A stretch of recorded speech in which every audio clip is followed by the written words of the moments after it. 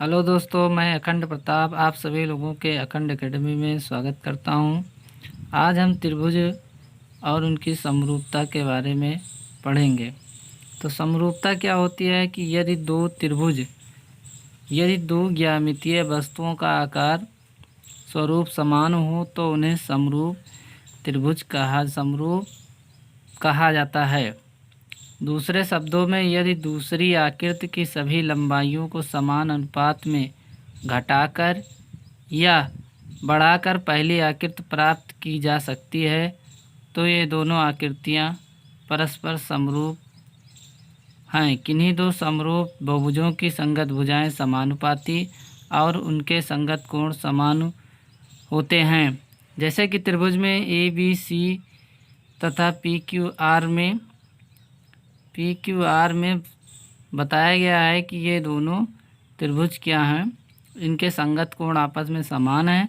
और जब इनके संगत कोण आपस में समान हैं तो इनके संगत कोण के सामने की भुजाएं हम लेते हैं। जैसे कि यहाँ पे हमने कोण ए के सामने की भुजा त्रिभुज ए बी सी में लिया है सी बी, फिर त्रिभुज पी क्यू आर में लेंगे तो उसके सामने की भुजा हो जाएगी आर क्यू। इसी तरह से कोण बी के सामने की भुजा है सी ए और दूसरे वाले त्रिभुज में है आर पी। आइए समरूप त्रिभुज के बारे में पढ़ेंगे। समरूप त्रिभुज के बारे में, तो समरूप त्रिभुज के गुण कौन कौन से हैं। दो समरूप त्रिभुज के संगत कोण समान होते हैं। दो समरूप त्रिभुजों के क्षेत्रफल का अनुपात उनकी संगत भुजाओं के अनुपात के वर्ग के बराबर होता है। जैसे कि यहाँ पर दो त्रिभुज दिए गए हैं। त्रिभुज ए है ए बी सी, दूसरा त्रिभुज है पी क्यू आर। त्रिभुज ए बी सी का क्षेत्रफल बटे पी क्यू आर का क्षेत्रफल बराबर ए बी का स्क्वायर। ए बी भुजा हमारी कोण सी के सामने की है।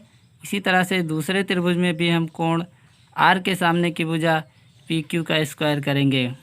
इसी तरह से दूसरी भुजा हम कोण ए के सामने की लेंगे सी बी स्क्वायर बटे पी क्यू स्क्वायर बराबर जो भुजा आखिर बच रही है सी ए स्क्वायर बटे आर पी स्क्वायर।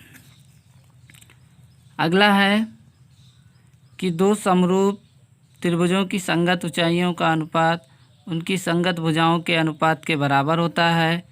त्रिभुज ए बी सी तथा पी क्यू आर में त्रिभुज ए बी सी की ऊंचाई है सी डी तथा पी क्यू आर की ऊंचाई है आर एस।